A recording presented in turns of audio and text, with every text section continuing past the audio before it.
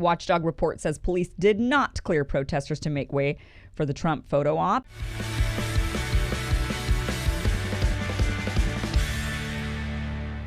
Hello, welcome to the show. Thank you so much for joining me. This is actually take two. We were going live. We were right on time. And then it turns out that we actually didn't hit the live button, essentially. And so I was talking to myself, and then we realized, oh, wait a minute. Where is everybody? We forgot to hit the live button. So we're going to start all over again. And for you, this is the first time. But for me, this is the second time. Take two on this. So I should do a better job, right? All right. Well, I think today we got some more news that the establishment mainstream media lies. I mean, are we really all that surprised? Surprise, surprise. It turns out that the inspector general discovered that it wasn't Trump after all who ordered to clear the protesters from Lafayette Park last June when he wanted to take his photo op. Remember this picture right here? Here he is holding the Bible in front of St. John's Church. This was outside of Lafayette Park. And remember the protesters that were cleared, and tear gas was fired, and everybody blamed it on fascist regime from Donald Trump. And how dare he's going after peaceful protesters. Well, new studies come out. The Watchdog report, this right here is from NPR.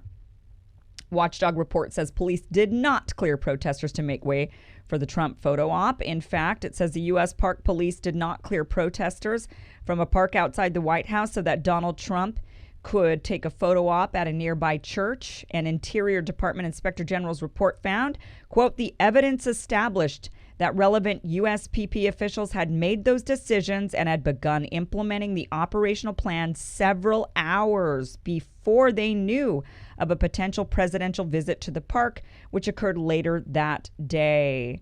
So what ended up happening was that the U.S. Park Police, they were ordered to clear the park in order to allow contractors to put up anti-scaling fencing around the park to protect the park from the protesters. So they didn't even know Donald Trump was even going to be there. They had no clue. They just were wanting to clear the protesters so they could put up this, so that contractors could safely put up this fence. And you could, have some beef about them wanting to put up this fence. That's fair enough. But what they found was that the U.S. Park Police ordered their police officers to not use tear gas, but the U.S. Bureau of Prisons officers that were also showing up to help, they didn't get that memo. They also didn't know that Trump was going to be there either, so no one knew that. And the U.S. Bureau of Prisons officers started firing the tear gas because they were late they were late to showing up, and they didn't hear that they weren't supposed to do that, and they did. So it turns out that Trump and, General Barr, they were saying that it was Attorney General William Barr, that he was the one who ordered the clearing.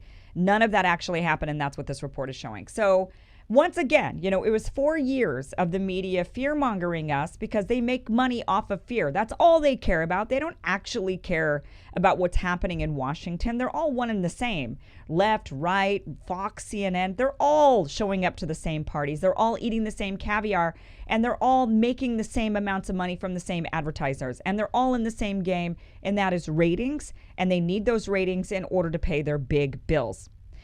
The bills being that their newscasters make millions of dollars because they're entertainers. They're not actually newscasters. So it's 4 years of this fear-mongering and 4 more years that we see, and we even see it continue on today, where the news is just making money off of fear. They used to make money off of sex. Where did those days go? Now it's scary stuff. The world is crumbling. The sky is falling. And we have a fascist regime, and, watch out, Nazi Germany is back. That's kind of what we've been fed. So today that report coming out just once again shows us that, much of the same. They cannot be trusted. The things they say cannot be trusted.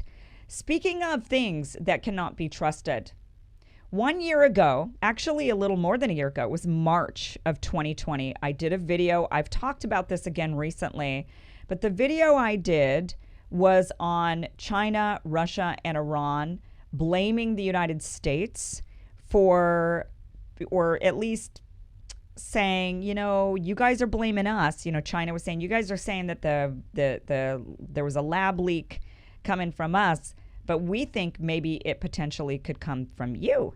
And so China, Russia, and Iran were kind of pointing the finger at the United States. The United States was pointing the finger at China, saying, no, you guys leaked this from a lab. It was your fault. And that video was removed. That video that I did in March of 2020 was removed, and my channel was flagged, and I was called a conspiracy theorist. I had people saying, oh, you're spreading propaganda, fake news. Who are you? What are you? You're not credible. And now here we are over a year later, and it's all over the news. This is now the actual official narrative of the White House and of all of the mainstream news outlets, which is that they are investigating China and whether or not it came from a lab, the virus came from a lab. And in return, China is pointing the finger at the United States and saying, if you're going to investigate our labs, we want to investigate your labs. That is now circulating in the news. That is considered normal news at this point. No one's questioning this as somehow fake news. Here's a report right here from usnews.com. This is China says politics behind U.S. call for virus origin probe. China is accusing the Biden administration of playing politics and shirking its responsibility and calling for renewed investigation into the origins of the coronavirus pandemic that was first detected in China late 2019. So they went on here to say that, so the Biden administration, China is saying the Biden administration is just playing politics and that they're pointing the finger at China. And China says, the Chinese representative Zhao also said that the U.S. must open itself to investigations into its biological laboratories, including the Naval Medical Research Center's Biological Defense Research Directorate at Fort Detrick in the state of Maryland. Quote, the U.S. side claims that it wants China to participate in a comprehensive, transparent, evidence-based international investigation, Zhao said. We would like to ask the U.S. side to do the same as China and immediately cooperate with the World Health Organization on origin tracing research in a scientific manner.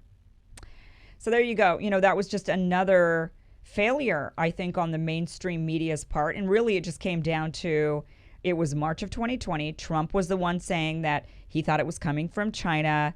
That was considered fake news because Trump said it. Anything Trump said, bad, bad orange man, anything he said. The Trump derangement syndrome was very severe and still is. And therefore, it needed to be just totally disregarded. It was absolutely false. You were a right-winger if you thought this. You were anti-science, anti-truth, fake news, false information, and needed to be deplatformed, apparently. And I want to get into this a little bit further on the warmongering coming from the United States, the finger pointing and blaming, because even though I do think that there is a strong possibility that this virus came from a lab, be it China or somewhere else in the world, we do need to take into consideration that a lot of this finger pointing and narrative is warmongering on behalf of the United States. And I'm going to get deeper into that.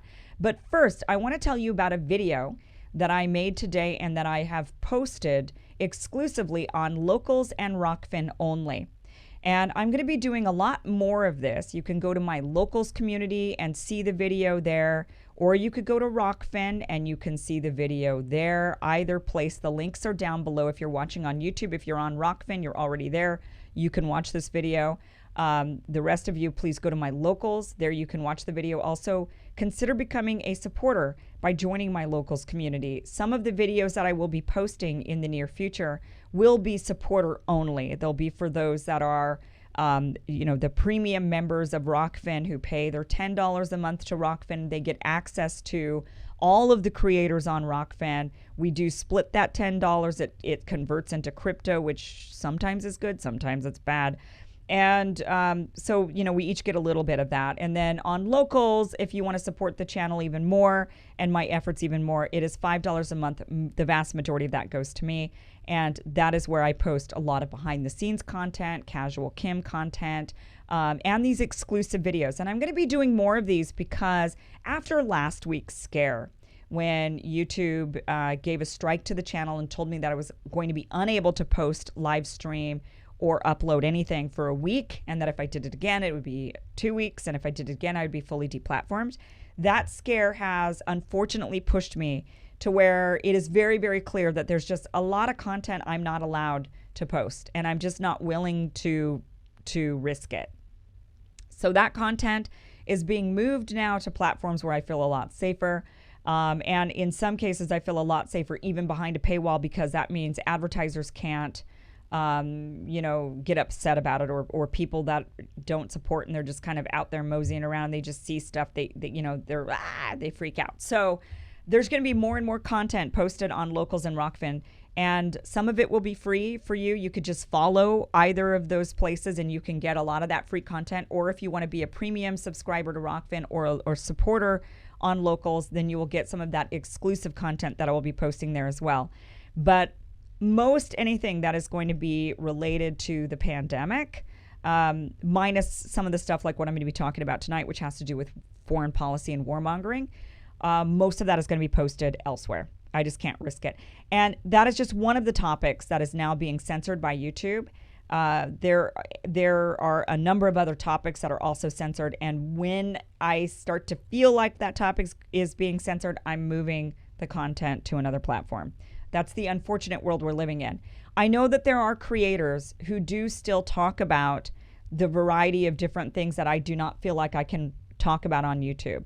However, something to keep in mind is they might not be monetized. So if they're doctors, for example, they get a little bit more leeway from YouTube, but they're also not necessarily monetized. This is not their living. They're doctors, right? So they're making money doing something else. And it's really clear that YouTube is targeting creators who are talking about certain subjects, that they really want to sanitize the platform.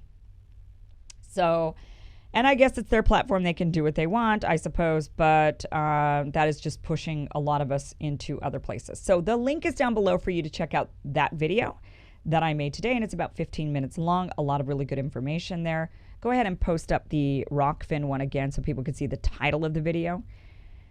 And so there you go. That's the video. And you could get that video either through Rockfin or through Locals.